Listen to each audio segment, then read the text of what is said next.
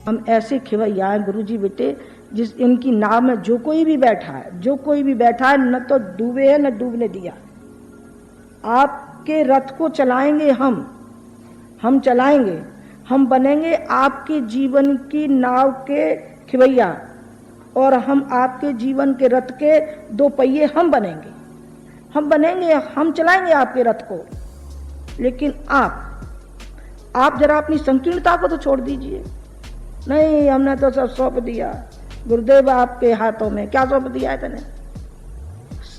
ये सौंप दिया है कि 4 लड़की हैं तो इनका विवाह कराओ गुरु जी, तनख्वाह नहीं हमारी कम है, 100 जिद दिलवाओ गुरु जी।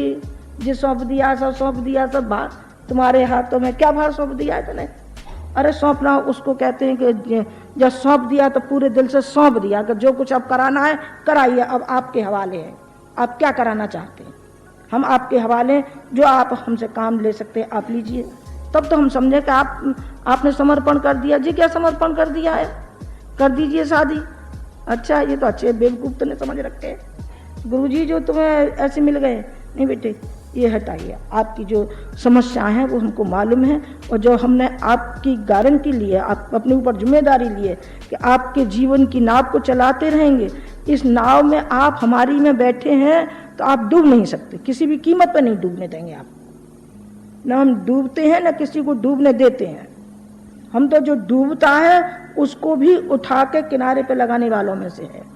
किनारे पे लगाते, उसको भी कहते बेटा डूबे मत, नहीं तुझे शोभा नहीं देता, तू इंसान है तो इंसान का तो हौसला रख। भगवान के पास बैठना बहुत अत्यंत आवश्यक है, क्योंकि जो मल और विक्षेप जो जीवात्मा पे पड़े रहते हैं, इसको धोने के लिए, आत्मशोधन के लिए बहुत जरूरी है। आप गायत्री मंत्र का उपासना जरूर करिए, चाहे किसी भी मजहब के आप मानने वाले हों, कोई भी बैठे हों, इससे कोई मतलब नहीं है। आप जो भी आपका मजहब हो, जो भी आपका धर्म हो, आप कम से कम आधा घंटा तो बैठिए, आधा घंटा नहीं तो 15 मिनट ही बैठिए। आप भगवान से ये तो प्रार्थना कीजिए, हे भगवान हमको कुछ नहीं, हमको आत्मबल चाहिए, आत्मबल दीजिए। आत्मबल हमें मिल गया तो हमको सब कुछ मिलेगा, और आत्मबल नहीं मिला तो जो आवेगा सोई दबोचता चला जाएगा। जो आवेगा सोई, जरा किसी ने दिखाया तब मैं प्राण निकल गए। ये हिम्मत है आपके पास कि खड़े हो जाए तन के, देखे क्या कर लेगा? वो रूहानियत मांगिए, वो हिम्मत मांगिए। भगवान से एक ही चीज मांगिए, हिम्मत और साहस। अभी मैंने कहा था कि ब्राह्मण वो होता है जो सारे संसार को देता है, वो ज्ञान देता है, शरीर से जो कुछ भी उससे बनता है वो देता ही रहता है ब्राह्मण। और दूसरा एक और मैं कहना चाहती थी कि आप क्षत्रिय होकर रहिए। क्षत्रिय कौन होता है? अभी तो आप ब्राह्मण बना रही थी, अभी क्षत्रिय बना रही हैं जी। क्या है अब जाने तीसरे नंबर पे क्या बनाती फिरेंगे? नहीं बेटे, 2 ही बनाऊंगी मैं, और नहीं कुछ बनाऊंगी। ब्राह्मण तो आप सभी हैं, सभी ब्राह्मण हैं, हम सबको ब्राह्मण मानते हैं।